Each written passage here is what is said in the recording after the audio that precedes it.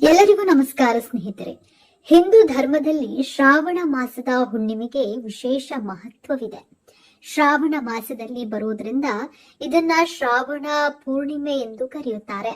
ಶ್ರಾವಣ ಮಾಸದ ಹುಣ್ಣಿಮೆಯ ದಿನದಂದು ರಕ್ಷಾ ಬಂಧನವನ್ನ ಆಚರಿಸಲಾಗೋದ್ರಿಂದ ಇದನ್ನ ಹಲವೆಡೆ ನೂಲು ಹುಣ್ಣಿಮೆ ಎಂದು ಕೂಡ ಕರೆಯಲಾಗುತ್ತೆ.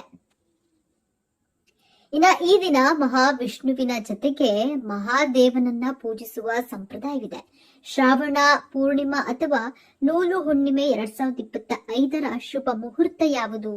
ಈ ವರ್ಷ ರಕ್ಷಾ ಬಂಧನ ಹಬ್ಬವನ್ನ ಶ್ರಾವಣ ಹುಣ್ಣಿಮೆಯ ದಿನ ಅಂದ್ರೆ ಆಗಸ್ಟ್ 9ರಂದು ಆಚರಿಸಲಾಗ್ತಾ ಇದೆ. ಈ ವಿಶೇಷ ದಿನದಂದೇ ಬುಧನ ಸಂಚಾರದಲ್ಲಿ ಬದಲಾವಣೆ ಆಗಲಿದೆ. ಜ್ಯೋತಿಷ್ಯ ಶಾಸ್ತ್ರದ ಪ್ರಕಾರ ಬುಧ ಗ್ರಹವು ಜುಲೈ 24ರಂದು ಸಂಜೆ 7:42ಕ್ಕೆ ಚಂದ್ರನ ರಾಶಿಯಾದ ಕರ್ಕಾಟಕ ರಾಶಿಯಲ್ಲಿ ಅಸ್ತವಾಗಿದ್ದಾನೆ ಮತ್ತು ಆಗಸ್ಟ್ ಆರಂಭದಲ್ಲಿ ವಿಶೇಷವಾಗಿ ಆಗಸ್ಟ್ 9ರಂದು ಅಂದರೆ ರಕ್ಷಾ ಬಂಧನದಂದು ಮತ್ತೆ ಅದೇ ರಾಶಿಯಲ್ಲಿ ಉದಯಿಸುತ್ತಾನೆ. ಬುಧ ಗ್ರಹವನ್ನ ಶಿಕ್ಷಣ, ವ್ಯವಹಾರ, ಬುದ್ಧಿವಂತಿಕೆ, ಆರ್ಥಿಕ ವಿಚಾರಗಳು, ಷೇರು ಮಾರುಕಟ್ಟೆ ಮತ್ತು ಏಕಾಗ್ರತೆಯ ಅಂಶವೆಂದು ಪರಿಗಣಿಸಲಾಗುತ್ತೆ. ಆದ್ದರಿಂದ ಅದರ ಸ್ಥಾನದಲ್ಲಿನ ಸಣ್ಣ ಬದಲಾವಣೆಯು 12 ರಾಶಿ ಚಕ್ರ ಚಿಹ್ನೆಗಳ ಮೇಲೂ ಪರಿಣಾಮ ಬೀರುತ್ತದೆ.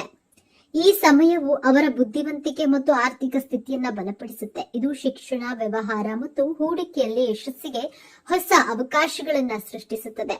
ವಿಶೇಷವಾಗಿ 8 ರಾಶಿಗಳು ಬುಧನ ಈ ಕೃಪೆಯಿಂದ ಬಂಪರ್ ಪ್ರಯೋಜನಗಳನ್ನ ಪಡೆಯುವ ಸಾಧ್ಯತೆ ಇದೆ. ಆ ಅದೃಷ್ಟ ರಾಶಿಗಳು ಯಾವುವು ಎಂದು ತಿಳಿಯೋಣ ಬನ್ನಿ. ಅದಕ್ಕೂ ಮೊದಲು ನೀವೇನು ನಮ್ಮ ಚಾನೆಲ್ಗೆ ಸಬ್ಸ್ಕ್ರೈಬ್ ಆಗಿಲ್ಲ ಅಂದ್ರೆ ಈಗಲೇ ಸಬ್ಸ್ಕ್ರೈಬ್ ಆಗಿ, ಹಾಗೆ ವಿಡಿಯೋಗೆ ಲೈಕ್ ಮಾಡಿ, ವಿಡಿಯೋವನ್ನ ಸ್ಕಿಪ್ ಮಾಡದೆ ಕೊನೆ ತನಕ ನೋಡಿ. ಎಲ್ಲರೂ ಭಕ್ತಿಯಿಂದ ಓಂ ಶ್ರೀ ಮಹಾಲಕ್ಷ್ಮಿ ನಮಃ ಅಂತ ಕಾಮೆಂಟ್ ಮಾಡಿ. ಮೇಷರಾಶಿ. ಬುಧನ ಉದಯವು ಮೇಷರಾಶಿಯ ಜನರಿಗೆ ಅನೇಕ ಕ್ಷೇತ್ರಗಳಲ್ಲಿ ಶುಭ ಫಲಿತಾಂಶಗಳನ್ನ ತರುತ್ತೆ. ಈ ರಾಶಿಯ 4ನೇ ಮನೆಯಲ್ಲಿ ಬುಧ ಉದಯಿಸುತ್ತಾನೆ. ಇದು ಪ್ರಾಥಮಿಕ ಶಿಕ್ಷಣ ಮತ್ತು ಮನೆ ಮತ್ತು ಕುಟುಂಬಕ್ಕೆ ಸಂಬಂಧಿಸಿದ ವಿಚಾರಗಳಲ್ಲಿ ವಿಶೇಷ ಪ್ರಯೋಜನಗಳನ್ನ ತರುತ್ತೆ. ಇದರಿಂದ ಶಿಕ್ಷಣ, ಮನೆ, ಕುಟುಂಬಕ್ಕೆ ಸಂಬಂಧಿಸಿದ ವಿಚಾರಗಳಲ್ಲಿ ಅನುಕೂಲವಾಗುತ್ತದೆ. ದೀರ್ಘಕಾಲದವರೆಗೆ ನಿಮ್ಮನ್ನ ಸುತ್ತುವರೆದಿದ್ದ ಸಮಸ್ಯೆಗಳು ಅಥವಾ ತೊಂದರೆಗಳು ಈಗ ದೂರವಾಗುತ್ತವೆ. ಕುಟುಂಬದೊಂದಿಗೆ ಸಂತೋಷದಿಂದ ಕಾಲ ಕಳೆಯುತ್ತೀರಿ. ವಿದ್ಯಾರ್ಥಿಗಳಿಗೆ ಓದಿನ ಮೇಲೆ ಗಮನ ಹೆಚ್ಚಾಗುತ್ತೆ. ರಿಯಲ್ ಎಸ್ಟೇಟ್ ನಿಂದ ಲಾಭ ಪಡೆಯುವ ಸಾಧ್ಯತೆ ಇದೆ. ಮಿಥುನ ರಾಶಿ. ಬುಧ ಗ್ರಹವು 2ನೇ ಮನೆಯಲ್ಲಿ ಲಗ್ನ ಮತ್ತು 4ನೇ ಮನೆಯಲ್ಲಿ ಉದಯಿಸುತ್ತಿರುವುದರಿಂದ ಮಿಥುನ ರಾಶಿಯವರಿಗೆ ಬಹಳ ಶುಭ ಪರಿಣಾಮಗಳನ್ನ ತರುತ್ತೆ. ಈ ಕಾರಣದಿಂದಾಗಿ ನೀವು ಜೀವನದ ಹಲವು ಕ್ಷೇತ್ರಗಳಲ್ಲಿ ಯಶಸ್ಸು ಮತ್ತು ಆರ್ಥಿಕ ಲಾಭವನ್ನ ಪಡೆಯುವ ಸಾಧ್ಯತೆ ಇದೆ. ಶಿಕ್ಷಣ ಕ್ಷೇತ್ರದಲ್ಲಿ ವಿಶೇಷವಾಗಿ ಉನ್ನತ ಶಿಕ್ಷಣದಲ್ಲಿ ಅವಕಾಶಗಳಿವೆ ಮತ್ತು ವಿದ್ಯಾರ್ಥಿಗಳು ಈ ಸಮಯದಲ್ಲಿ ಉತ್ತಮ ಫಲಿತಾಂಶಗಳನ್ನ ಸಾಧಿಸಬಹುದು. ಕುಟುಂಬದಲ್ಲಿನ ಹಳೆಯ ವಿವಾದಗಳು ಕೊನೆಗೊಳ್ಳುತ್ತವೆ ಮತ್ತು ನೀವು ಆರಾಮದಾಯಕ ಜೀವನ ಶೈಲಿಯನ್ನು ನಡೆಸಲು ಸಾಧ್ಯವಾಗುತ್ತೆ.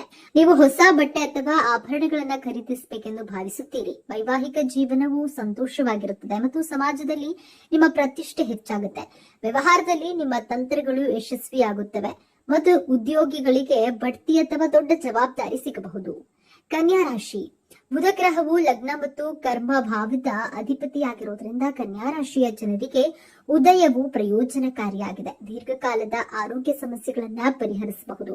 ಕೆಲಸದಲ್ಲಿ ಸಂಬಳ ಹೆಚ್ಚಳವಾಗಬಹುದು. ಬಡ್ತಿ ಸಿಗುವ ಸಾಧ್ಯತೆ ಇದೆ. ವ್ಯಾಪಾರದಲ್ಲಿಯೂ ಲಾಭವಾಗುತ್ತದೆ. ಒಡ ಹುಟ್ಟಿದವರೊಂದಿಗೆ ಉತ್ತಮ ಬಾಂಧವ್ಯವಿರುತ್ತದೆ. ಮಕ್ಕಳಿಂದ ಒಳ್ಳೆಯ ಸುದ್ದಿ ಕೇಳಿ ಬರುತ್ತದೆ. ಆರ್ಥಿಕ ಸ್ಥಿತಿ ಬಲವಾಗಿರುತ್ತದೆ. ಹೊಸ ಆದಾಯದ ಮೂಲಗಳು ತೆರೆದುಕೊಳ್ಳುತ್ತವೆ ಮತ್ತು ಭವಿಷ್ಯಕ್ಕಾಗಿ ಹಣವನ್ನ ಉಳಿಸುವಲ್ಲಿ ನೀವು ಯಶಸ್ವಿಯಾಗುತ್ತೀರಿ. ತುಲಾರಾಶಿ. ತುಲಾರಾಶಿಗೆ ಸೇರಿದ ಜನರಿಗೆ ಅದೃಷ್ಟಶಾಲಿಯಾಗಿರುವುದು. ನಿಮ್ಮ ಸಂಪೂರ್ಣ ಕೆಲಸಗಳು ಪೂರ್ಣಗೊಳ್ಳಲಿದೆ. ವಿಶೇಷವಾಗಿ ವ್ಯಾಪಾರಕ್ಕೆ ಸಂಬಂಧಿಸಿದಂತೆ ಉತ್ತಮ ದಿನವಾಗಿರುವುದು. ನೀವು ಕಳೆದು ಹೋದ ಹಣವನ್ನ ವಾಪಸ್ ಪಡೆಯುವಿರಿ. ಇದರಿಂದಾಗಿ ಸಾಕಷ್ಟು ಸಂತೋಷದಿಂದಿರುವಿರಿ. ಕೆಲಸದ ಸ್ಥಳದಲ್ಲಿ ನಿಮ್ಮ ಕೆಲಸಗಳನ್ನ ಪೂರ್ಣಗೊಳಿಸುವುದರಿಂದಾಗಿ ಲಾಭ ದೊರಕುವುದು. ವ್ಯಾಪಾರವನ್ನ ವಿಸ್ತರಿಸಬೇಕೆಂದು ಯೋಜನೆಗಳನ್ನ ರೂಪಿಸುವವರಿಗೆ ಹೆಚ್ಚಿನ ಧನ ಲಾಭ ದೊರಕಲಿದೆ.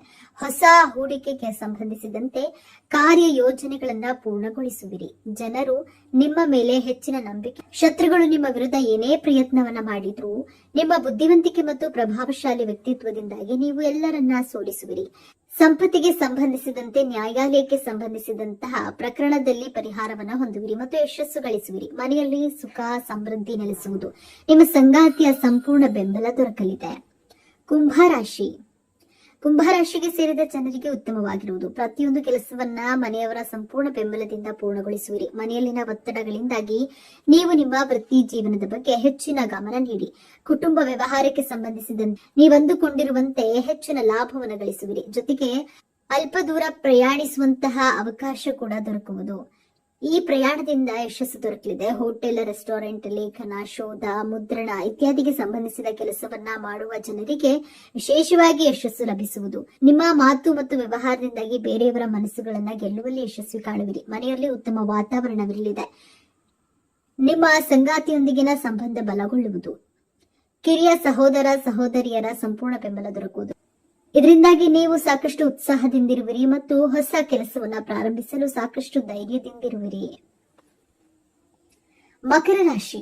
ಮಕರ ರಾಶಿಗೆ ಸೇರಿದ ಜನರಿಗೆ ನೀವು ಅಂದುಕೊಂಡಿದ್ದಕ್ಕಿಂತ ಉತ್ತಮ ದಿನವಾಗಿರುವುದು. ನಿಮ್ಮ ಆತ್ಮವಿಶ್ವಾಸ ಹೆಚ್ಚಾಗಲಿದೆ. ಜೊತೆಗೆ ನಿಮ್ಮ ಪದವಿ ಮತ್ತು ಪ್ರತಿಷ್ಠೆಯಲ್ಲಿ ಹೆಚ್ಚಳವಾಗಲಿದೆ.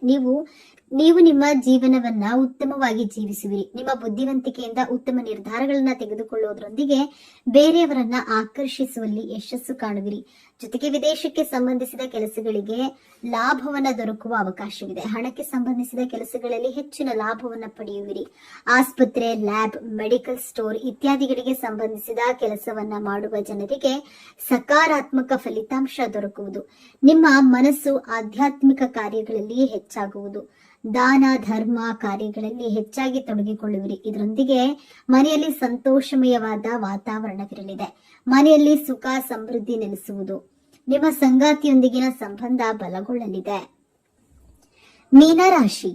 ಮೀನರಾಶಿಗೆ ಸೇರಿದ ಜನರಿಗೆ ಬಹಳ ವಿಶೇಷವಾಗಿರುವುದು. ಸರ್ಕಾರಿ ಕೆಲಸವನ್ನ ಮಾಡುವ ಜನರಿಗೆ ಯಶಸ್ಸು ದೊರಕುವ ಅವಕಾಶವಿದೆ. ಸರ್ಕಾರಿ ಕೆಲಸವನ್ನ ಮಾಡುವ ಜನರಿಗೆ ಉತ್ತಮ ಅವಕಾಶ ದೊರಕುವುದು. ವ್ಯಾಪಾರದಲ್ಲಿ ನಿಮ್ಮ ಆದಾಯವನ್ನ ಹೆಚ್ಚಿಸಲು ಹೊಸ ಹೊಸ ಮಾರ್ಗಗಳು ಗೋಚರಿಸಲಿದೆ. ನಿಮ್ಮ ಆದಾಯದಲ್ಲಿ ಹೆಚ್ಚಳವಾಗುವ ಯೋಗವಿದೆ. ಕೆಲಸವನ್ನ ಮಾಡುವ ಜನರಿಗೆ ದೊಡ್ಡ ಜವಾಬ್ದಾರಿ ದೊರಕುವುದು. ಜೊತೆಗೆ ನಿಮ್ಮ ಹಳೆಯ ಆಸೆಗಳು ಈಡೇರುವುದು.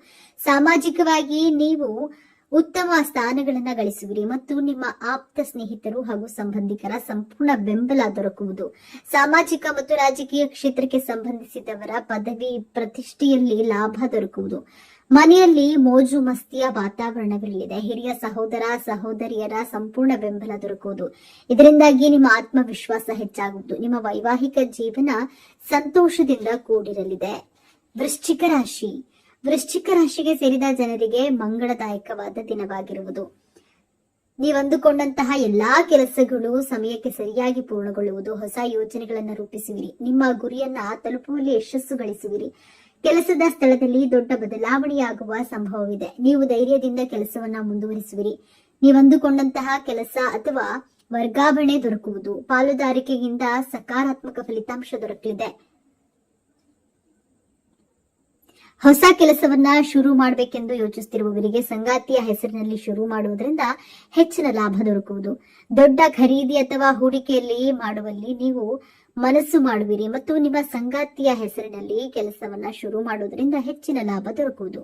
ಮನೆಯಲ್ಲಿ ಅನುಕೂಲಕರ ವಾತಾವರಣವಿರಲಿದೆ. ನಿಮ್ಮ ಸಂಗಾತಿಯ ಪೂರ್ಣ ಬೆಂಬಲ ದೊರಕುವುದು. ಈ ರಾಶಿಯವರಿಗೆ ಅದೃಷ್ಟದ ಸಂಪೂರ್ಣ ಬೆಂಬಲ ಸಿಗುವ ಸಾಧ್ಯತೆ ಇದೆ. ದೀರ್ಘಕಾಲದವರೆಗೆ ಸಿಲುಕಿಕೊಂಡಿದ್ದ ಕೆಲಸಗಳು ಈಗ ಪೂರ್ಣಗೊಳ್ಳುವುದು ಮತ್ತು ಜೀವನದಲ್ಲಿ ಸಕಾರಾತ್ಮಕ ಬದಲಾವಣೆಗಳು ಕಾಣಿಸಿಕೊಳ್ಳಲು ಪ್ರಾರಂಭಿಸುತ್ತವೆ. ಈ ಸಮಯವು ಉದ್ಯೋಗಿಗಳಿಗೆ ವಿಶೇಷವಾಗಿ ಅನುಕೂಲಕರವಾಗಿರುತ್ತೆ. ನಿಮ್ಮ ಕೆಲಸವನ್ನ ಪ್ರಶಂಸಿಸಲಾಗುತ್ತದೆ ಮತ್ತು ನಿಮ್ಮ ಕಠಿಣ ಪರಿಶ್ರಮದ ಪರಿಣಾಮವಾಗಿ ಕಂಪನಿಯು ದೊಡ್ಡ ಯೋಜನೆಯನ್ನ ಸಹ ಪಡೆಯಬಹುದು. ಈ ಕಾರಣದಿಂದಾಗಿ ನಿಮಗೆ ಹೊಸ ಜವಾಬ್ದಾರಿಗಳನ್ನ ವಹಿಸಿಕೊಡಬಹುದು ಮತ್ತು ಸಂಬಳ ಹೆಚ್ಚಳದ ಬಲವಾದ ಸಾಧ್ಯತೆಗಳಿವೆ. ವ್ಯವಹಾರಕ್ಕೆ ಸಂಬಂಧಿಸಿದ ಜನರು ಈ ಅವಧಿಯಲ್ಲಿ ಉತ್ತಮ ಲಾಭವನ್ನ ಪಡೆಯಬಹುದು. ಹಿಂದೆ ಮಾಡಿದ ಹೂಡಿಕೆಗಳು ಈಗ ಲಾಭದಾಯಕವಾಗಬಹುದು.